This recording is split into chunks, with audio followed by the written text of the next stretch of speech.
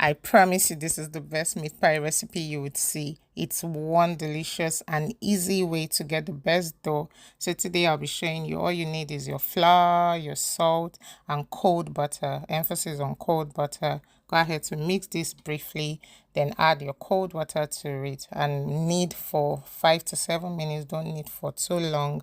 Once it's formed, if it's not forming well, you can add some oil and let it form well. Fold up and put in the refrigerator while you get your filling ready. I have another video for the filling.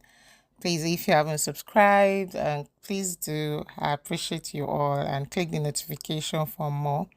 Put in the filling. If you don't have the manual equipment, you can use your knife and a fork to get the shape. Bake for 25 minutes and 170 degrees Celsius. Thanks for watching, guys. Bye.